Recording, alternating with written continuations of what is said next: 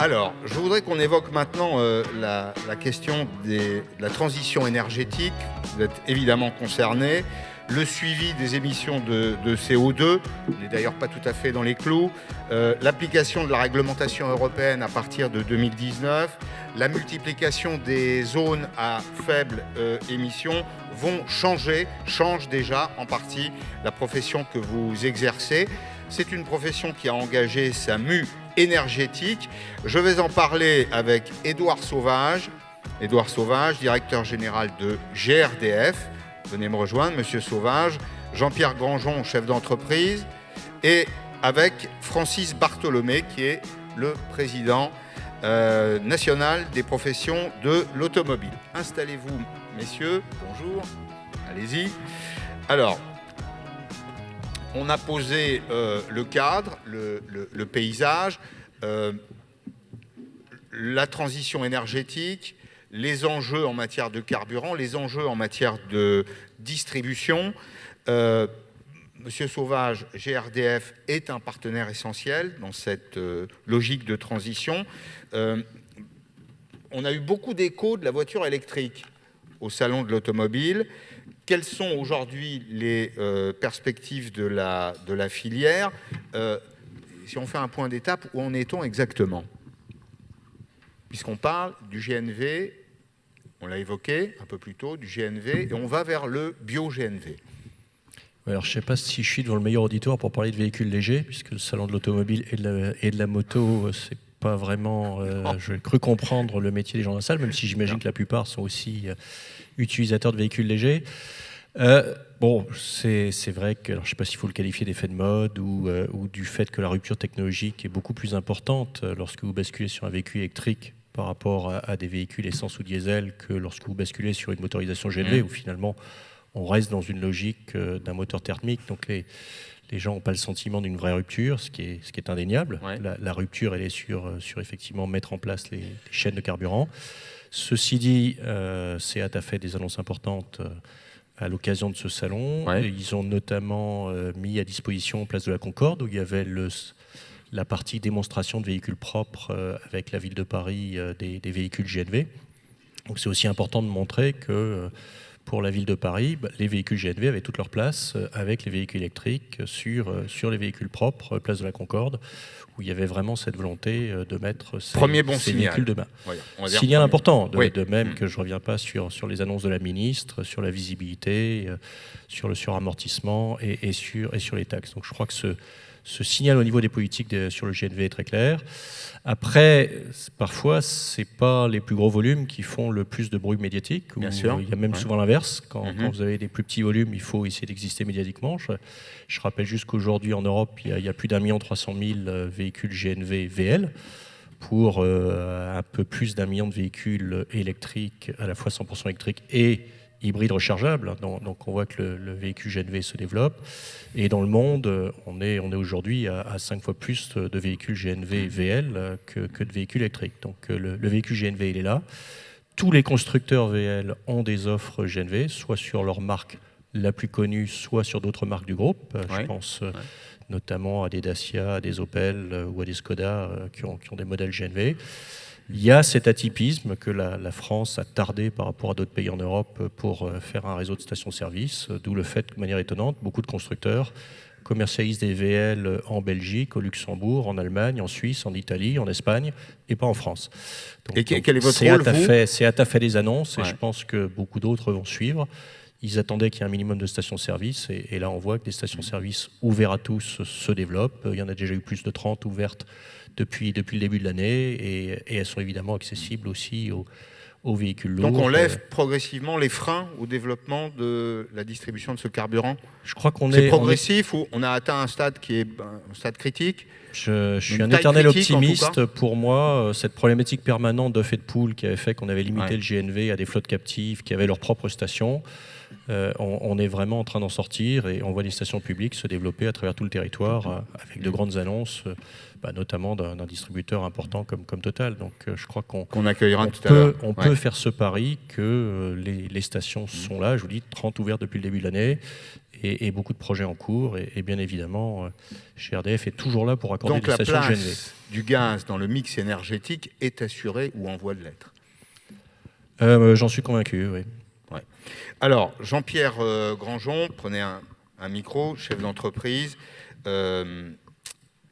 Quel est l'engagement des transporteurs en matière de déploiement de stations? On a bien compris qu'un des enjeux, c'était précisément un réseau qui soit suffisant. Ça fonctionne en écosystème, on passe d'un modèle à un autre, ça suppose des sources d'approvisionnement. Quel est votre regard de transporteur? Notre regard de transporteur par rapport à ce projet, il faut le replacer dans son contexte. Le premier projet a été le projet Équilibre de la vallée de l'Arve. Ouais. Outre le projet d'une alternative, il y avait aussi un défi et un besoin de santé publique par rapport aux particules, et c'est là où les gains sont les meilleurs. Les plus significatifs, oui. Les plus significatifs, exactement. Sur Saint-Étienne, on a embrayé le projet pour justement faire une station. Bien évidemment, on a un problème de développement de stations et de maillage du territoire. Il faut et des camions et des stations pour que le cercle soit vertueux et qu'on puisse l'envisager. Il y a des projets de stations publiques, il y a des projets de stations privées. Et nous, chaque transporteur, c'est d'envisager chaque projet, de se grouper et justement d'assurer un minimum de volume de consommation pour pouvoir envisager la viabilité de la station. Ouais, c'est important. Enfin, il y a un modèle économique derrière les stations. C'est-à-dire, quand elles ne sont pas utilisées à une certaine capacité, évidemment, il n'y a pas de modèle économique, tout simplement. Exactement, et le dimensionnement de la station dépend aussi du volume avitaillé et du besoin en gaz. Tout le dimensionnement de la station, elle est faite aussi, par exemple pour le GNC, il faut être extrêmement précis pour poser les bons compresseurs et dimensionner la station de façon technique, de façon efficace. Le poids des élus locaux dans tout ça, est-ce qu'ils ont un rôle à jouer? On parle de territoire. Il y a évidemment de grands acteurs publics, il y a des politiques publiques, il y a de grands acteurs publics, de grands industriels, les transporteurs, les élus locaux jouent un rôle particulier. Est-ce que vous évoquez ces questions avec vos élus à l'endroit où vous travaillez? Oui, toujours. Tous les projets par la FNTR de la Loire sont toujours portés, justement, et on est très attentif de les intégrer au maximum au projet. Sur notre projet de station à Saint-Étienne, je vais revenir sur ce que je connais, ils ont été facilitateurs. On s'est appuyé, les deux grands partenaires sont le plus grand partenaire, c'est bien évidemment les transporteurs. Le deuxième et le troisième sont GRDF et l'ADEME qui, par des mécanismes d'aide, nous ont aidés justement à l'accession des véhicules et d'assurer justement ce socle de consommation pour envisager la station. Monsieur Sauvage, donc les perspectives de la filière se construisent brique par brique. C'est là aussi une marche en avant. Un grand acteur public, GRDF, des transporteurs, des élus locaux, des politiques publiques. On peut s'attendre donc à une évolution significative du marché du gaz pour le transport routier de marchandises. Oui, comme je le disais, je crois qu'il y a une volonté du gouvernement de donner de la visibilité pluriannuelle pour permettre à chacun de s'engager. Et par ailleurs, tous les signaux qu'on peut recevoir, c'est pour ça que je citais de manière très symbolique la ville de Paris, c'est que les agglomérations qui réfléchissent sur les problèmes de qualité de l'air vont encourager le GNV pour beaucoup de segments. Et du coup, c'est un intérêt à la fois à court terme pour les transporteurs et tout ce qui peut être livraison, et aussi sur le plus long terme, au sens où je pense à la problématique revente des véhicules et autres. Dès lors qu'on se dit certains véhicules vont être dans le futur interdits dans certaines zones, la solution de se dire au moins je prends une solution qui est aujourd'hui et demain aussi, puisque le point très important pour nous, c'est que le gros avantage du véhicule GNV, c'est qu'il peut basculer sur du bio-GNV, donc sur un gaz 100% renouvelable, où là vous avez un bilan CO2 qui est excellent, et pas uniquement par des règles de calcul théoriques, comme on peut le voir au Parlement européen, disant que quand on est électrique, on est par définition à CO2 nul, ce qui est complètement fou. Complètement idiot, oui. A un contenu de CO2, et c'est une analyse où on a coupé les différents segments de la chaîne qui donne de mauvais raisonnements. Le bio-GNV, on a beaucoup travaillé avec nos collègues de l'ADEME sur ce sujet, il a un bilan environnemental en termes de CO2 qui est tout à fait remarquable. Précisément, on sera dans les clous des objectifs en matière d'émissions de CO2. Je lisais dans la presse, là, en début de semaine, qu'on était déjà un peu en retard. Le paradoxe, je vais vous répondre, c'est qu'aujourd'hui, les consommations de gaz baissent moins que ce qui était prévu parce qu'on en brûle trop pour produire de l'électricité dans des centrales à gaz centralisées. Et donc, je dis toujours, si vous voulez baisser les consommations de gaz, réduisez le chauffage électrique. C'est un paradoxe, mais c'est une réalité du système électrique et gazier européen. Oui, oui. oui, tout à fait. Regardez ce qui se passe chez nos voisins. Les Allemands ont interrompu un certain nombre de réacteurs nucléaires. Aujourd'hui, on fait de l'électricité à base de lignite. C'est probablement la pire des pollutions, et c'est une pollution immédiate. Mais bon, enfin, on a l'esprit plus tranquille. On a laissé le nucléaire de côté, sans mesurer les conséquences immédiates. Ça fait partie des incohérences du politique. C'est un petit plaisir que je m'offre que de le dire publiquement.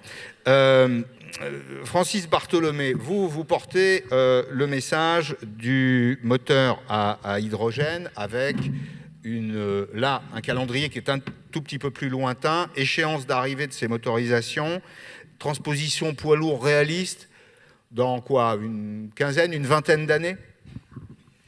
Oui, bien bonjour. Peut-être me représenter SNPA par rapport à tous les amis qui sont dans la salle, c'est-à-dire que nous sommes... Conseil national des professions de l'automobile. Je représente l'ensemble des métiers de la distribution, du commerce, jusqu'à des constructions automobiles.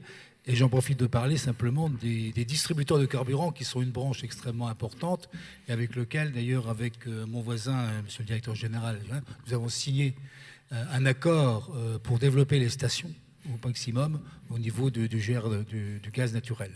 Alors, nous nous sommes aux prises avec, grosso modo, une gestion d'un parc roulant important de plus de 34 millions de voitures, et pour lequel, effectivement, nous essayons de trouver les solutions qui nous paraissent les plus adaptées et les plus praticables. On est souvent en opposition avec le tout électrique immédiat ou le tout électrique qui est celui qui, quelque part, doit emporter l'ensemble de la décision. On participe au fait de réfléchir à 2040 que plus on pourrait vendre que des voitures décarbonées, mais c'est 2040. On n'est pas à 2040, on est quelques années à faire. Ouais. Et d'ici là, on est plutôt à penser que la façon intéressante, c'est d'avoir une mixité possible. La mixité avec l'électrique, ce qui nous paraît évident, la mixité avec ce que vient de dire notre ami au niveau du gaz, ce qui nous paraît évident, et de ne pas oublier aussi, en ce qui nous concerne, le développement de l'hydrogène, avec les plus et les moins dont on va pouvoir parler. Mais alors oui, disons un petit mot de ça. On lit tout un tas de choses un peu fantaisie. Oui. Comment est-ce qu'on produit de l'hydrogène aujourd'hui ? Certains disent que la production d'hydrogène émet beaucoup de CO2 parce qu'il faut mobiliser des ressources fossiles. Vrai ou faux ? C'est vrai. Le vrai sujet du développement aujourd'hui de l'électrique avec produire de l'hydrogène liquide, c'est sa production.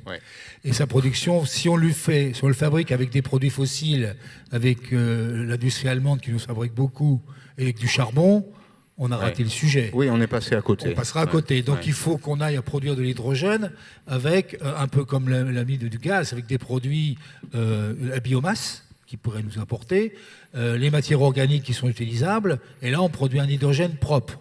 Le seul sujet, on sait faire, ce qui pose, c'est le problème du coût. Et le coût nous emmène vers des situations aujourd'hui non applicables et non vendables. Donc on voit bien que le sujet aujourd'hui de l'hydrogène, puisqu'on parle de ce qui peut le bloquer, c'en est un des gros points. Le deuxième gros point, ça sera sa distribution. Aujourd'hui, si je suis un distributeur concessionnaire qui veut installer une distribution d'hydrogène aujourd'hui, protégée telle qu'elle est définie aujourd'hui, c'est pratiquement 1 million d'euros d'investissement. Ça veut dire que pour aller des voitures particulières, il va falloir en faire beaucoup. Ça veut dire peut-être que demain, il y a peut-être plus de possibilités en développement de grandes flottes de poids lourds, où les investissements pourraient être répartis sur des plus grandes masses et de plus grandes distributions. Donc, par contre, l'hydrogène a quand même des gros avantages. Aujourd'hui, vous avez un véhicule qui fait 600-700 km d'autonomie. Vous le rechargez quand c'est possible de trouver.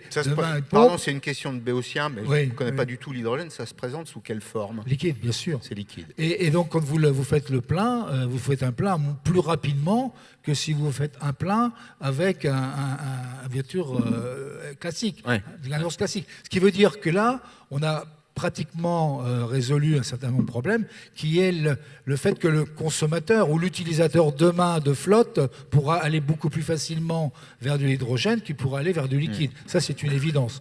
Simplement, n'oublions pas les deux gros points dont nous avons parlé, qui est effectivement le coût et la production. Si on produit de l'hydrogène sale, c'est pas la peine. Voilà. D'accord.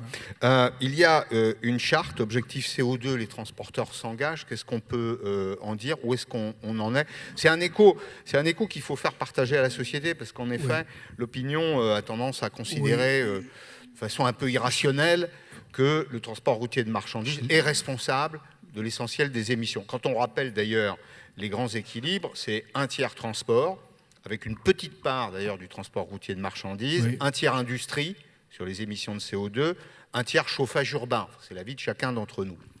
Sur le plan que je connais pour les gens que je représente le plus souvent, c'est-à-dire les automobilistes dans l'ensemble et les petits véhicules utilitaires, il est certain que le fait que l'on veuille systématiquement abandonner le plus rapidement possible tout ce qui est gazole Le pose un diesel. énorme Oui, le problème. diesel. Pose un énorme problème, puisque dès que vous remplacez aujourd'hui des voitures gazole par des voitures essence, Vous augmentez la voire des consommation. voitures, vous remontez le CO2. D'ailleurs, Ouais. c'est ce qu'on constate actuellement. Et si on n'arrive pas à tenir les engagements des accords de Paris, c'est justement parce que nous revendons.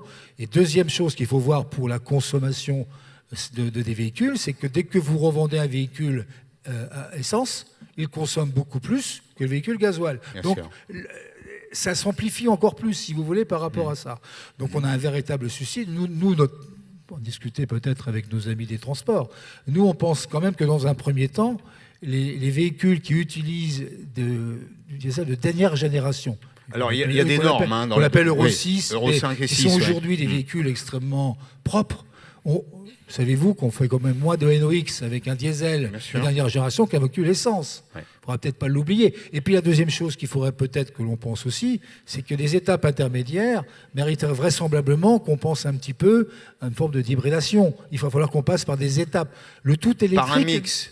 Par un mix, avec oui. des étapes à donner, sur des périodes données, pour atteindre peut-être, on n'est pas contre qu'au 2040, mais d'ici là, attention, il nous faut une mobilité responsable et pas une mobilité punitive. Sinon, on ne va pas y arriver. Vous savez, on est dans un domaine qui est un domaine très émotionnel. J'ai participé il y a un petit peu plus d'un an à une émission sur le diesel à la télévision. C'était C'est dans l'air. J'avais défendu cette idée que, en effet, un moteur à essence, c'est 20% de consommation en plus, et que dans les derniers modèles diesel, il y avait moins de consommation de NOx. On avait réduit les particules fines, la consommation, les émissions de CO2. C'est la seule émission à laquelle j'ai participé dans laquelle j'ai eu droit à une plainte d'une association Oh, bah, ça va finir, qui s'est adressée à la chaîne pour remettre en cause ce qui est l'évidence technologique aujourd'hui. Mais en effet, il faut en tenir compte.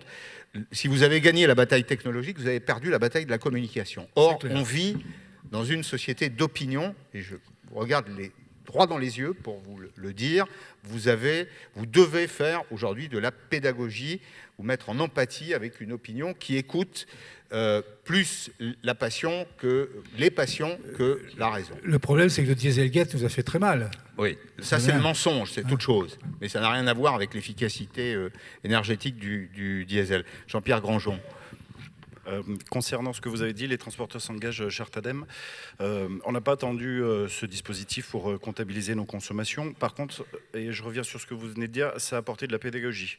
En interne et en externe, justement à comptabiliser, à présenter, à afficher justement tous ces équilibres de consommation et de challenger et de responsabiliser, parce que notre transport doit être de plus en plus responsable, à responsabiliser chacun par son intervention à un transport toujours plus efficace. Vous parlez essence diesel, nous sur le transport routier de marchandises c'est plus gaz diesel. Ce qui est important de bien avoir à l'esprit, c'est que pour la première fois nos transporteurs on bénéficie d'une autre alternative au pétrole pour transporter de façon viable de la marchandise. Pour la première fois, avec des camions qui sont aux capacités et aux standards dont on a besoin, avec une capacité de revente qui est envisageable, donc sur un schéma plus ou moins long. Ce matin, Madame la Ministre nous a rassuré sur 2-3 dispositifs incitatifs. Sur amortissement, etc. Exactement. Oui. Donc c'est tous ces signaux aussi. Comme vous l'avez dit, vous avez utilisé le terme plusieurs fois, on va vers un mix. Comme pour chauffer, comme pour beaucoup de choses. Bien sûr. On va avoir un mix. C'est pas l'un ou l'autre, c'est forcément l'un et l'autre. Et chacun avec ses qualités, ses défauts et sa capacité justement à être performant et économiquement viable. Parce qu'aujourd'hui, le consommateur, il est en bout de chaîne et le transport est une quantité négligeable. On le voit bien, le transport est gratuit. Il est dû. Enfin, il n'y a rien de gratuit. Oui, mais dans Ce qui est gratuit pour vous est payé par d'autres. Exactement. Oui, ça n'existe pas. Je vous rejoins complètement, mais dans l'esprit, et comme vous l'avez dit, c'est une bataille d'opinion. Le transport, c'est gratuit. On le voit bien avec Amazon, pour ne pas le citer. C'est un forfait et tout est dans le forfait et on s'en débrouille. Donc c'est important d'avoir ça. Il faut essayer, c'est le maillage, et on le voit bien, il y a certains constructeurs qui ont été réfractaires à nous proposer des véhicules. Aujourd'hui, ils nous les proposent. Donc c'est la demande aussi qui crée la dynamique, et plus il y aura d'acteurs sur le marché, plus ça sera performant pour arriver à des niveaux de performance et de technologie comme on l'a aujourd'hui sur le diesel. Travaillez aussi sur la valeur perçue, parce que vous venez de donner une partie des clés aux problématiques qui se posent. Au fond, quand on achète un objet sur Internet, il est substituable. D'autres marchands peuvent le vendre. En revanche, ce qui n'est pas substituable, ce qui devrait avoir une valeur perçue élevée, c'est ce que vous faites. C'est le transport, c'est la capacité à le transporter, à avoir accès au produit qui a été acheté. Pour terminer, avant de passer à vos questions dans la salle, Édouard Sauvage, les gens qui sont aujourd'hui ici, à Montrouge, veulent savoir s'ils ont fait le bon choix, s'ils ont misé notamment sur le gaz. Quels éléments d'assurance ou de réassurance vous pouvez leur proposer ? J'ai peur de me répéter, mais je crois qu'effectivement, il y a une volonté des politiques forte d'encourager cette solution, une visibilité sur le moyen terme et un potentiel de développement de tout ce qui est biométhane, puisque si on dit bien, il y a une transition avec du gaz fossile. Le but ultime, c'est de pouvoir avoir du bio-GNV. Aujourd'hui, on a déjà 1 TWh qui va être produit cette année, donc ça correspond exactement à la consommation de GNV en France. Et on est absolument convaincu que le potentiel de développement du biométhane pourra accompagner le potentiel du GNV. Donc c'est quand même une solution qui à tout moment peut passer sur le carburant 100% renouvelable. Ce n'est pas le cas des autres types de carburants, quelle que soit leur nature. Donc ça, je pense qu'il y a un élément à retenir, c'est de se dire le GNV a une grande cote grâce à ses qualités environnementales, qualité de l'air aujourd'hui dans toutes les agglomérations qui se préoccupent de cette problématique. Et surtout, il peut basculer à tout moment sur une solution bio-GNV et donc sur un carburant 100% renouvelable. Merci beaucoup à tous les trois. Est-ce que nous avons des questions SMS ? Vous les adressez au 07 67 58 01 15. La question, ne pourrait-on pas déployer l'hydrogène sur le même modèle que ce qui a été fait pour le GNV, participation des transporteurs, accompagnement des collectivités locales? Je pense que c'est une question pour vous, Monsieur Bartholomé. Chacun peut apporter des éléments de réponse. Je pense que le déploiement d'hydrogène est quand même plus compliqué. C'est-à-dire que vraisemblablement qu'on partira pour se substituer peut-être un tout petit peu à l'électrique au milieu très très urbain, pour accompagner éventuellement l'électrique, l'accompagner par une pile hydrogène pour complémenter sa distance. Sur la grande distance, à mon avis, on vient au sujet de tout à l'heure. Je ne vois pas en quoi les collectivités locales, aujourd'hui, même si elles sont demandeurs, pourraient nous aider. Nous, ce qu'on a proposé, on participe, peut-être que vous avez l'occasion d'en parler dans la journée, de la FIPAC, qui est effectivement l'organisme chargé de développement de l'hydrogène dans notre pays.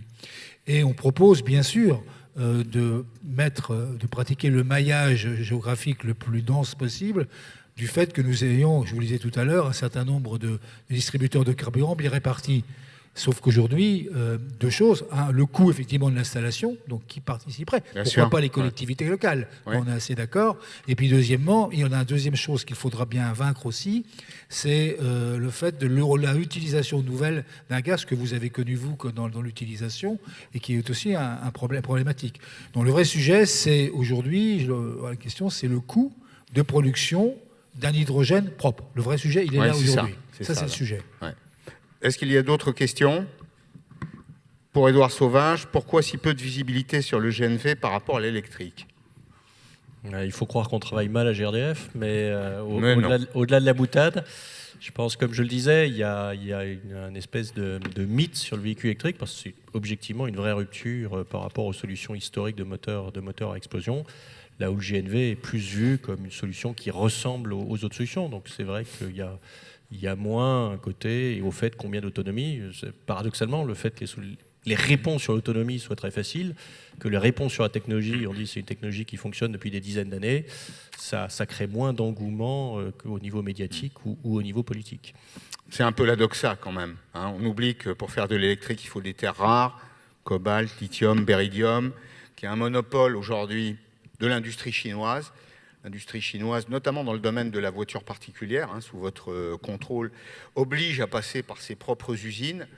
On raffine ces terres rares à ces endroits-là. En fait, on est en train de donner des menottes pour créer un lien de dépendance. Quelle part de bio dans le GNV? Qui veut répondre sur cette question? Monsieur Grandjean. En tant qu'utilisateur, c'est la part que nous décidons. C'est de 100%, c'est 0, 100%, et toutes les variations sont possibles. Le bio GNV, c'est un jeu de certificats. La molécule qu'on met dans le camion, elle n'est pas forcément bio. C'est comme je l'ai expliqué, par un jeu de certificats. Ouais, donc après, on détermine la part de bio qu'on veut mettre dans notre réservoir. Donc là, c'est la relation qu'on a avec le fournisseur, et à nous de définir quelle part on veut utiliser de bio ou non. Bon. Très bien. Je voudrais juste compléter, parce que sur ces notions de certificat, il y a parfois des confusions. Donc oui, évidemment, une fois que la molécule de bio-GNV est dans le réseau, rien ne la distingue de molécules de gaz fossile. Par contre, on sait bien que dans l'électricité, il y a souvent un paradoxe aujourd'hui, qu'on explique qu'on peut acheter des certificats verts et utiliser de l'énergie solaire la nuit, alors que ça ne produit pas. Pour le coup, dans le système gazier, les molécules, elles sont stockables toute l'année, elles sont dans le réseau, et donc il n'y a pas de risque de remise en cause avec des gens qui vous diraient mais qu'est-ce qui prouve que c'est bien la molécule bio-GNV que vous avez utilisée, au sens où elle est bien produite et utilisée. Globalement, c'est mutualisé, mais il n'y a pas cette logique un peu artificielle dans l'électricité où ça produit à certaines heures et ça consomme à d'autres. Là, c'est parfaitement stockable et donc effectivement, il n'y a pas de trafic des certificats. Non? Rien d'autre? On a tout dit? Est-ce qu'il y a d'autres questions SMS qui sont venues de la salle? Manifestement non, je crois qu'on a fait le tour. C'est un sujet tout à fait passionnant. C'est le monde de demain là, dont on parle. La transition, elle est plus qu'engagée quand même. Hein. Un mot là-dessus, sur la société d'opinion. On est quand même dans l'opinion assez loin de la réalité. C'est ce qui est quand même assez frappant. C'est le décalage qui existe entre le réel et la perception que le public en a. C'est vrai, c'est qu'à c'est un obstacle. On pourrait même parler d'une forme alors de ce qui se passe sur les grandes métropoles, le parisianisme sur le sujet-là. Mais la vraie réalité, on en est loin quand même. Hein. De rêver que lundi matin, quelqu'un qui n'a pas la bonne plaque, puis ne peut pas aller travailler ou qui ne pourra pas emmener les enfants à l'école, il faut arriver à autre chose. Bien sûr. Il faut qu'on gère le parc roulant d'une manière beaucoup plus efficace et beaucoup plus rationnelle. Et je pense que ce qu'on a dit là tout à l'heure, avec les différentes sources de carburant, c'est ça la recherche importante, en y ajoutant ce que je disais tout à l'heure, l'hybridation, et construire un parc de plus en plus sûr et aussi de plus en plus propre. La vraie réalité, que ce soit pour les transporteurs, que ce soit pour nous, c'est de faire en sorte de donner les moyens les plus rapides pour éliminer les plus anciens véhicules du parc roulant qui sont systématiquement les plus pollueurs. Et on améliorera considérablement l'état sanitaire de l'environnement si on rajeunit fortement le parc. Ça aussi, ça fait partie des choses. Je crois que ça commence un petit peu à changer d'ailleurs au niveau de la réflexion, au niveau de la ville de Paris. Bien, merci messieurs, merci Francis Bartholomé. Oui, si vous m'autorisez, je voudrais juste compléter. Je vous en prie, monsieur Sauvage. J'ai regagné le retard. Je vous rejoins sur le fait que parfois, certaines annonces politiques ne peuvent pas être suivies des faits. On le voit notamment sur un 50% un peu magique. Maintenant, il y a une vraie attente de la société. Donc je pense qu'une entreprise qui nierait cette attente va droit dans le mur. Et typiquement sur la ville de Paris, comment on fera, je ne sais pas, mais tous les partis politiques ont voté le plan de la ville de Paris. Tous. Et pourtant, certains auraient pu soulever ce problème de faisabilité. Ils l'ont quand même tous voté parce qu'ils pensaient qu'il y avait une attente très forte de la société. Donc c'est malheureusement aux entreprises qu'incombe cette responsabilité de concilier parfois des ambitions trop fortes, mais on ne peut pas sous-estimer une attente sociétale très forte dans ce domaine. Il y a une attente de la société, mais ce n'est pas le sujet du jour, simplement un chiffre. À Paris, 37% des Parisiens ont une voiture. Seulement 37% des Parisiens ont une voiture. Donc tous les autres, quand vous leur parlez d'émissions de NOx ou de CO2, évidemment, ils sont extrêmement sensibles. Donc c'est quand même un micro-territoire dans lequel les réflexes sont un peu induits par la propriété ou non d'ailleurs d'un véhicule. Et une autre statistique qu'il faut voir, vous avez vu que le Parlement européen a voté pour définir à combien de pourcentage il fallait baisser systématiquement le CO2 dans les années qui viennent, en 2030. Nos députés français des deux extrêmes, ou passant par les milieux de gauche-droite, ont été les députés pratiquement les plus exigeants en Europe. C'est presque méconnaître un petit peu les problèmes de nos constructeurs et de la réalité effectivement économique du pays. Voilà ce que je pouvais simplement dire aussi. Bien, merci messieurs. Merci Juste une dernière, s'il vous plaît. Décidément, J'en profite. décidément, mais vous avez raison. Non, je voulais simplement m'adresser à mes collègues. Évidemment, c'est un événement, comme je vous l'ai expliqué, c'est une alternative au gasoil. C'est aussi un formidable vecteur de communication en interne, en externe. Ça crée une vraie dynamique, une émulation, parce que chacun cherche à comprendre. Et nos meilleurs ambassadeurs, c'est nos conducteurs qui utilisent ce genre de matériel. Et c'est extrêmement frais aussi d'aller voir nos clients en leur proposant autre chose et d'un peu différent. Comme je l'ai dit, il faut au moins en avoir un, se l'approprier, et c'est ce qui permet justement de rendre tout ça encore plus viable et d'assurer ce maillage justement de territoire qui est si important sur ces nouvelles... C'est un élément de différenciation évident dans les relations que vous avez, les relations B2B que vous avez avec vos clients. Merci beaucoup. Merci Francis Bartholomé, président du Conseil national des professions de l'automobile, Jean-Pierre Granjon, chef d'entreprise, Édouard Sauvage, directeur général de GRDF. Pour terminer, nous continuons d'évoquer les questions du développement durable. Je demande à Paul Vec de la Direction générale des infrastructures, des transports et de la mer de me rejoindre, Fabrice Boissier, directeur général de l'ADEME, et François Nadal, société Total Marketing France. Messieurs, installez-vous, je vous en prie. Bonjour monsieur. Bonjour. Alors, quelques éléments à rappeler. D'abord, le dispositif de réduction volontaire, saluez-vous et asseyez-vous. Le dispositif volontaire de réduction des émissions de CO2, c'est un dispositif qui est complété par un autre dispositif pour les commissionnaires et pour les chargeurs. Les chargeurs sont invités eux aussi à réduire l'empreinte carbone de leur chaîne logistique. On va commencer avec Paul Vec. Puisqu'on évoquait cette question juste avant, est-ce que l'objectif CO2 qui a été fixé, peut-être de façon un peu ambitieuse, est mort? Pas du tout. Direct. Pas du clair. tout. Pas du tout. Voilà c'est une réponse question claire aussi. Voilà. Très bien. Clairement, la ministre l'a dit, l'a confirmé ce matin. Objectif CO2 s'intègre dans un nouveau dispositif, dans un nouveau programme. Mais les résultats de la première génération de programme Objectif CO2, le programme qui s'est achevé l'année dernière, a été un vrai succès et nous a encouragés, avec l'ensemble des professionnels des secteurs du transport, les chargeurs et les commissionnaires, à travailler à l'élaboration de ce nouveau programme EVE. D'accord. Alors, la pression, elle vient de l'ensemble de l'écosystème, elle vient notamment du commerce lui-même, qui peut l'organiser à l'occasion dans des appels d'offres. Quelle est la position de l'État dans ce domaine ? Clairement, l'environnement, la performance environnementale, donc les dispositifs, d'une part de charte, d'autre part de label, c'est quelque chose qui est véritablement, qui donne de la visibilité d'abord aux entreprises sur leur engagement environnemental qu'elles peuvent valoriser et nous en sommes convaincus, un élément de différenciation commerciale qui deviendra de plus en plus important dans les années qui viennent. Non, je vous pose la question comme ça. Sérieux, vous pensez que ça dépasse le cadre un peu mercantile? On sait que c'est très déclaratif. On souhaite toujours, évidemment, défendre l'environnement. Celui qui dirait le contraire, aujourd'hui, serait montré du doigt. Mais ensuite, il y a le réel. Le réel, c'est des relations commerciales parfois un peu tendues. Est-ce que ce n'est pas un peu tarte à la crème? Enfin, désolé de poser la question de façon aussi directe, mais il faut qu'on soit tous convaincus que ça va améliorer la présentation des offres des entreprises de transport. Non, mais c'est objectif CO2, c'est du concret.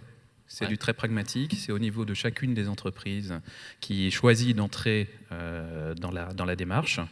Ce sont des actions très concrètes qui parlent à des interlocuteurs qui, eux, on le sait, des donneurs d'ordre, sont objectivement de plus en plus sensibles à cette question de la transition énergétique. Qu'est-ce que le programme EVE, puisqu'on l'a évoqué à plusieurs reprises? Donc le programme EVE, c'est pour engagement volontaire pour l'environnement des acteurs de la chaîne logistique et du transport de voyageurs. C'est en fait l'intégration dans un seul programme de 3 dispositifs. le dispositif objectif CO2 qui reste l'élément véritablement majeur. L'horizon, c'est l'horizon. Voilà, l'élément majeur en moyen, en objectif ciblé, mais également l'intégration d'un précédent programme qui s'appelait le programme FRED 21 pour les chargeurs, qui rejoint ce programme, et donc la création d'un programme pour les commissionnaires. Et l'intérêt clairement que nous avons recherché, c'est de faire travailler en synergie les différents acteurs de ces différents secteurs. Quel est précisément le rôle de l'ADEME, M. Boissier, dans ce secteur-là? Comment vous avez participé, vous, à ce programme d'engagement volontaire pour l'environnement? Alors nous, on répond au doux nom de porteur pilote de l'action. Oui, c'est voilà. ça. Ça peut Oui, paraître j'allais dire, technique. c'est votre job. C'est notre job, donc on est très impliqués. On était très impliqués sur Objectif CO2 et sur FRED 21, puisqu'on l'a vraiment porté, bien sûr pas tout seul, parce que c'est des choses qu'il faut le rappeler, ont été montées avec les acteurs de la profession, notamment Objectif CO2, et je crois qu'on n'aurait jamais pu faire un truc si c'est l'administration toute seule qui avait dit voilà, on va faire ça. C'est bien parce que les transporteurs y trouvent un intérêt, et je réponds à la question que vous posiez, c'est est-ce qu'il y a un vrai intérêt? Je reprends ce que disait M. Grandjean tout à l'heure. Passer au GNV, c'est un moyen de mobilisation de l'entreprise, c'est aussi un moyen de gagner vis-à-vis des clients.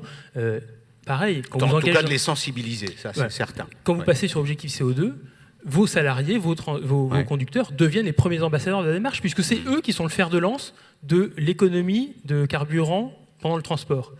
C'est vos clients à qui vous allez parler aussi qui vont voir l'engagement dans votre entreprise, et ça devient différenciant. Et donc c'est pour ça que ce programme, on y croyait beaucoup. Après, il fallait qu'on trouve un support administratif pour porter ça, et le choix s'est porté sur un programme C2E, certificat d'économie d'énergie. Je suis désolé, c'est un peu de la tripaille administrative, mais ça permet d'obtenir du financement grâce à Total. Non, mais il faut un support. Voilà. Que... Donc c'est le support. Mais n'oublions pas quel est l'objectif. Vous parliez tout à l'heure des émissions de gaz à effet de serre du transport, un tiers pour le transport, vous le disiez. Je voudrais quand même corriger un peu quand vous dites une petite part seulement pour le transport de marchandises. 21% des émissions du transport routier, c'est les VUL. 22%, c'est les poids lourds. Alors d'accord, là-dedans, il y a du transport de voyageurs, du transport de marchandises, mais on voit que c'est quand même un volet notable. Ça fait 20% de 33. Ça fait 21 plus 20, ça fait 43%, 33%, ça reste ça quand même... Ça ne fait jamais que 15. Ça fait que 15, mais c'est quelque chose Non, mais c'est pas négligeable. De toute façon, tous les secteurs doivent s'engager. Et là, il se trouve que le transport routier de marchandises, j'ai bien aimé le titre que vous donnez à la session, là, c'est que faire de lance, le transport routier de marchandises, qui est faire de lance sur la transition, on a la chance d'avoir un écosystème qui s'est engagé. Et donc, dans le programme EV, ce qu'on fait, c'est qu'on met ensemble la chaîne de l'écosystème, parce que les leviers qu'on a pour faire des économies de CO2, ils ne sont pas énormes. Il y a bien sûr les carburants, on en a parlé à la table ronde précédente. Après, il faut jouer sur l'organisationnel. C'est quoi l'organisationnel? C'est jouer sur les taux de chargement, c'est jouer sur la chaîne logistique, c'est jouer sur l'efficacité énergétique. Et tout ça, chacun a un petit bout de la solution. Alors quand on met ensemble les trois programmes pour les transporteurs, pour les chargeurs, pour les commissionnaires, on se donne des marges de manœuvre supplémentaires. Et surtout, moi je crois beaucoup à l'intelligence collective. On a fait le premier comité de pilotage de l'action cette semaine, ou la semaine dernière, je ne sais plus, non, la semaine dernière. On voit qu'autour de la table, on a vraiment un intérêt collectif qui se crée. Bien sûr, les chargeurs et les transporteurs sont dans des relations commerciales qui sont ce qu'elles sont. Mais quand, ensemble, on poursuit le même objectif, là, on arrive à trouver des solutions. Là, on arrive à inventer des choses nouvelles. Et donc, c'est ça qu'on cherche à faire. Et c'est pour ça que nous, on a le doux nom de porteur pilote. C'est pour être un peu le catalyseur qui fait monter la sauce. Non, ma réflexion visait simplement à dire que le secteur des transports est peut-être celui qui, depuis 20 ans, a fait le plus de progrès dans le domaine des économies d'énergie, et c'est lui qui reste quand même assez largement stigmatisé. C'est-à-dire qu'on oublie souvent l'industrie, qui a fait assez peu de progrès et qui n'a pas très envie d'en faire. On oublie le secteur du chauffage urbain, par exemple, et là, il y a un programme de rénovation, mais qui est lui aussi en cours. Très clairement, Monsieur Polvec, qu'est-ce que vous attendez de la FNTR dans le cadre de ce programme? La FNTR est porteur associé, là aussi dans nos doux noms, du programme EV, porteur associé à l'ADEME dans le pilotage. Ça veut dire que la FNTR, avec les autres organisations professionnelles, a une mission absolument essentielle de vous donner envie de rentrer dans ce programme, de vous engager dans une démarche de charte ou dans une démarche de labellisation. Et donc c'est sur une démarche qui, on l'a peut-être insuffisamment dit jusqu'à présent, est quand même sur le plan qualitatif et quantitatif beaucoup plus ambitieuse que dans le précédent programme Objectif CO2. Donc ce programme, on va le mener sur les 3 années à venir. On a des objectifs de toucher un nombre beaucoup plus important d'entreprises, d'aller encore plus loin sur le terrain. Et donc la FNTR, elle a vocation à faire ce travail avec les autres organisations professionnelles, à toucher les entreprises le plus largement possible. Et puis, elle est véritablement, je reviens dessus aussi, complètement dans la gouvernance du dispositif. Et donc, elle participe notamment au comité de pilotage de l'ensemble du programme qui réunit donc l'ensemble des acteurs de la chaîne logistique et du transport de voyageurs, parce que n'oublions pas qu'il y a un volet transport de voyageurs. Donc voilà, il faut que ça marche. Et je suis sûr que ça va marcher. Je suis convaincu aussi. François Nadal, Total Marketing France, vous financez ce programme. Au début, quand on me l'a dit, j'y croyais pas vraiment. C'est quand même un peu contre-intuitif. C'est surprenant. Mais bon, c'est formidable. Moi, je ne fais pas partie de ceux qui participent qui sont dans le total bashing. Au contraire, je pense que vous avez fait beaucoup d'efforts. Mais comment un énergéticien peut-il financer un programme de cette nature qui vise quand même, à terme, à réduire la consommation d'énergie? Très bien. Bonjour à toutes et à tous d'abord. Quand vous dites très bien, c'est... Non, je vais vous répondre. Ah bon. En fait, non, l'État, à travers le dispositif des certificats d'économie d'énergie, oblige, j'ai bien dit oblige, les énergéticiens à encourager les économies d'énergie chez les consommateurs d'énergie. C'est pas volontaire. Si, quand même, un peu. C'est la première brique. C'est la première brique. Donc, il y a un cadre réglementaire qui existe, que l'État a mis en place maintenant depuis un peu plus de 10 ans, donc qui oblige les énergéticiens à générer des économies d'énergie. Alors, c'est très concret.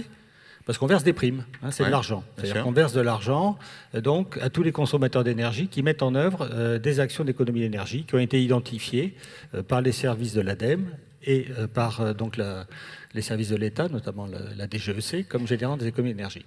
Donc dans ce cadre-là, si vous voulez, dans la gestion de cette obligation, ça fait maintenant, je sais pas, 6 ou 7 ans, que Total... Le groupe Total, et notamment à travers les 2 filiales dédiées au monde du transport que vous connaissez, qui sont AS24 et Stella, s'est attaché à ce que le secteur du transport puisse bénéficier de ce dispositif des certificats d'économie d'énergie, en portant et en faisant connaître une offre totale en la matière. Donc il y a, si vous voulez, une histoire de 6 à 7 ans, une collaboration forte avec le secteur du transport pour encourager les économies d'énergie. Ça passe de l'éco-conduite, aux chargeurs, aux camions optimisés, l'informatique embarquée, etc. Enfin, il y a tout un tas de mesures très concrètes. En 2 mots, rappelez peut-être le principe des certificats d'économie d'énergie, comment ça fonctionne? Mais en fait, je viens d'en donner les grandes lignes, si vous voulez. C'est une obligation qui est faite aux énergéticiens d'encourager... Mais par rapport à... C'est de l'argent, vous dites. Oui, c'est de l'argent. À qui vous le versez, cet argent? Aux entreprises de transport. Très bien. Et pour elles, quelles sont les contraintes? Comment obtenir? Mais en mettant en œuvre des actions qui sont répertoriées. Vérifiées régulièrement. Qui font l'objet, c'est très très formel, qui font l'objet de fiches. Ces fiches donc, sont publiées par arrêté ministériel. Elles ont été construites par les services de l'ADEME, avec les secteurs d'activité concernés, et validées donc, par la DGEC. Donc on est dans un schéma tout à fait formel, rodé aujourd'hui. Pas trop compliqué. Et qui fonctionne. Non, parce qu'on aime Écoutez, bien on est là pour simplifier. Nous on est... un de nos objectifs, si vous voulez, à nous Total, et encore une fois aux filiales que j'ai citées tout à l'heure, c'est de faire en sorte que ce soit le plus simple possible à mettre en œuvre. Bon, j'espère qu'on y arrive. Monsieur Boissier? Oui, il y a le back-office administratif, mais soyons clairs, les fiches, ce sont les mêmes que celles d'objectif CO2. C'est celles qu'on a construites avec les transporteurs. Donc je pense qu'on a vraiment montré qu'on avait réussi à faire des fiches qui soient opérationnelles. Alors pour rebondir, effectivement, il y a une cohérence totale, si vous voulez, entre ce travail de plusieurs années sur des actions concrètes et des programmes tels que la première version d'Objectif CO2 ou ce nouveau programme plus ambitieux, EVE. Puisque ce programme donc, vient en sensibilisation, en formation, donc sur les sujets d'efficacité énergétique, d'économie d'énergie, et débouche sur la mise en œuvre d'actions très concrètes qu'on vient d'évoquer. Je pense qu'il est utile dans ce domaine de toujours parler concrètement, de rappeler un certain nombre de règles, de faire de la pédagogie. Ça vous paraît évident à vous, parce que vous vivez dans cet écosystème, mais je crois qu'il faut à chaque fois repartager l'information. Donc Total devient, c'est pour ça que vous êtes là, et comment pouvez-vous expliquer que Total devient aujourd'hui une sorte de pluri-énergétique, enfin un acteur pluri-énergétique? Qu'est-ce qui change dans la nature de l'entreprise là? Bon, alors effectivement, cette action d'efficacité énergétique, cette promotion des actions d'efficacité énergétique, elle s'entend dans une politique plus globale, qui est aussi d'offrir donc au monde du transport routier une pluralité d'énergie. Alors pour rebondir tout à l'heure sur les propos de la tribune précédente, et notamment ceux de M. Sauvage de GRDF, donc effectivement Total s'est engagé et est en train d'implanter un réseau de distribution de gaz pour le transport routier. Donc aujourd'hui, il y a à peu près une vingtaine de stations qui sont donc en service. Il y a un plan d'action qui nous amènera à un peu plus d'une centaine de stations en 2020. Bon, 2020, c'est demain, je veux dire, c'est dans 18 mois. Donc, on peut considérer que c'est un niveau déjà assez satisfaisant? Alors, par rapport, si vous voulez, à l'estimation de la demande qu'on a pu faire et à un maillage à peu près rationnel, on considère que c'est suffisant. Il faut se dépêcher de dire que si jamais le succès était plus important, si la demande était plus forte, on accélérerait, nous Total, sur ce plan de déploiement, parce que dans la plupart des cas, nous implantons donc des distributions de gaz sur des stations déjà existantes. Donc on n'a pas de souci de foncier, enfin ça peut aller assez vite. Bon, il faut la technique et les moyens financiers, mais donc ça peut aller assez vite. Mon dernier point, si vous voulez, pour donc illustrer cet engagement fort et formel et réel de Total dans ce déploiement donc, de la distribution de gaz, c'est qu'on a acquis une petite société, enfin une belle société qui s'appelle Pitpoint, qui donc a un savoir-faire particulier en la matière, notamment sur le Benelux. Donc toute cette technologie, ce savoir-faire est aujourd'hui chez nous. Donc ça nous garantit ou ça nous permet, si vous voulez, d'être beaucoup plus confiants encore dans cette capacité de développement de réseau. Alors là, vous avez posé un problème qui est un problème d'économiste, le rapport entre l'offre et la demande. Mais on dit, et c'est la loi de Jean-Baptiste Say, que toute nouvelle offre trouve sa demande. Je vous pose la question, est-ce que dans ce domaine, on va assez vite précisément? Est-ce que les actions qui sont menées pour passer d'un monde X à un monde Y un peu plus vertueux, je ne qualifierais pas le premier monde, mais à un monde plus vertueux, est-ce qu'elles sont suffisantes aujourd'hui pour le responsable de l'ADEME que vous êtes? Alors, la loi de Jean-Baptiste Say, elle est intéressante, mais elle ne prend pas en compte le facteur temps. Non. C'est-à-dire que l'entreprise qui va se lancer pour faire une offre, bien sûr, elle a trouvé sa demande, mais elle sera peut-être morte avant que la demande soit arrivée. Parce que... c'est le problème des intervalles. Voilà, c'est le problème des intervalles. Donc, le rôle des pouvoirs publics, c'est d'accélérer le temps de ces intervalles et d'aider les entreprises à passer ce temps-là. Réduire, vous voulez dire le réduire. Temps. Ouais. Ce qu'on a fait sur le GNV, par exemple, et qu'on vient de lancer sur l'hydrogène, je tiens à lire en réponse à la question qui a été posée par SMS tout à l'heure, c'est qu'on a dit pour les premiers, on va organiser une aide de l'État, portée par l'ADEME, et on va mettre ensemble un distributeur de GNV ou d'hydrogène et une flotte captive qui va s'engager à venir s'alimenter à la station. Et donc on résout le problème, l'offre et la demande sont là en même temps. Ensuite, il y a tout le secteur de l'innovation qui va nous permettre d'accélérer, d'aller plus vite. Là aussi, quand on met sur le marché un produit innovant, il faut que le temps que la demande se crée. Et donc, l'ADEME accompagne à travers le programme des investissements d'avenir tout un tas de projets, soit d'innovation technologique, soit d'innovation organisationnelle, souvent appuyés sur le numérique d'ailleurs, sur la logistique. Il y a plein de projets autour de l'utilisation du numérique pour optimiser les tournées. Et ça, si on ne met pas un peu de financement public, les entreprises, elles ne peuvent pas y aller, il y a trop de risques. Et donc, c'est là-dessus qu'on est. Est-ce que c'est suffisant? Ça l'était sans doute. Ça ne l'est plus au regard de l'urgence. Voilà, moi, je vous rappelle qu'on est une semaine après le rapport du GIEC qui a montré qu'il y avait vraiment une urgence. Donc, il faut que collectivement, on accélère. Les pouvoirs publics ne peuvent pas faire accélérer la société toute seule. Les citoyens non plus, les entreprises non plus, il faut qu'on y aille tous ensemble. Donc là, on a les transporteurs routiers qui sont engagés depuis de nombreuses années, qui sont dans le programme EVE, et je pense qu'on a un levier pour accélérer ensemble. Il faut qu'on le prenne, et nous, l'ADEME, les pouvoirs publics aussi, on sera aux côtés de la filière pour les aider, les soutenir, financièrement bien sûr, mais aussi d'un point de vue organisationnel pour faire émerger les solutions. Vous connaissez le rôle des incitations dans ce domaine. hein, pour que la parole publique, pour que les décisions publiques soient efficaces, il faut qu'elles incitent à un certain nombre de comportements. Monsieur Vec, vous qui êtes directeur des infrastructures, des transports, de la mer, on a bien compris. Pas encore, non. Pas encore. Non. Non, je me suis trompé. Directeur des transports routiers. Transports routiers, pardon. Plus modeste. Pas encore. Bon, écoutez, vous viendrez l'année prochaine avec une étoile de plus sur les épaules. L'État est pleinement engagé dans ce domaine. Est-ce que vous avez encore identifié un certain nombre de freins? Si on devait faire une petite géographie des freins qui existent là, qu'est-ce que vous diriez et comment les lever? Non, mais je pense que on a beaucoup parlé du GNV sur le cas du GNV, par exemple. Nous avons bien compris le besoin de visibilité des acteurs économiques sur les dispositifs et sur la stabilité des dispositifs. Alors, on a tous conscience des limites compte tenu des contraintes qui nous dépassent, qui s'imposent à l'État.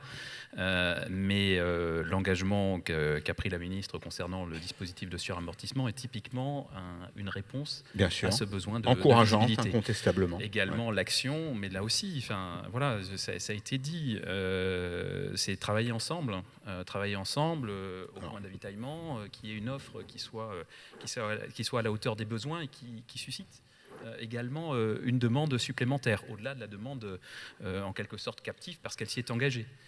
Voilà le type de réponse. Très bien. Justement, dernière question pour vous, Fabrice Boissier. Il y a des plateformes d'échange de données aujourd'hui, c'est ça? Où est-ce qu'on en est? En quoi ça peut être utile? C'est un élément du programme EVE, la plateforme d'échange de données environnementales. Vous allez me dire, ça paraît technique comme ça. C'est un peu. Alors, je vous le traduis. Vous avez parlé de la bataille de la communication à gagner. Vous avez entendu parler de ce qui est imposé aux entreprises, les bilans GES, InfoGES pour les transporteurs, à savoir vous devez informer votre chargeur du bilan CO2 du transport. Aujourd'hui, c'est vécu comme une contrainte réglementaire. C'était imposé par l'État. C'est un chiffre qui est en bas d'un papier que personne n'utilise. Pourquoi? Parce que c'est pas visible, c'est pas fiable. Personne ne sait qualifier si ce qui est dit est bien ou pas. Comment on fait pour transformer cette contrainte en opportunité pour la transition écologique? Eh bien, on met ensemble les acteurs, et là, les chargeurs, les transporteurs nous ont dit, nous, ce truc-là, ça peut nous intéresser, mais il faut en faire un truc qui soit visible et fiable. Ouais. Et donc, on met en place, c'est l'ADEME qui a porté cette plateforme d'échange, tiers de confiance. On dit, nous, on va vous accompagner, vous allez pouvoir suivre vos émissions, les enregistrer dans la plateforme, ça vous permettra de les maîtriser, et ça vous permettra de communiquer. Si vous avez le label objectif CO2, que vous avez vos données issues de la plateforme, là, vous pouvez en faire un argument commercial pour dire à votre chargeur, attention, moi, je suis plus compétitif qu'un transport étranger, parce que je vous garantis qu'au point de vue environnemental, vous êtes dans votre politique. Tous les grands chargeurs, aujourd'hui, ils ont une politique développement durable très agressive. Donc, vous allez faire une brique de cette stratégie en étant engagé dans cette action. Voilà. Ça, c'est convaincant. Merci beaucoup. Merci à tous les trois. Nous arrivons au terme de cette rencontre. J'ai à nouveau passé une excellente journée avec vous tous.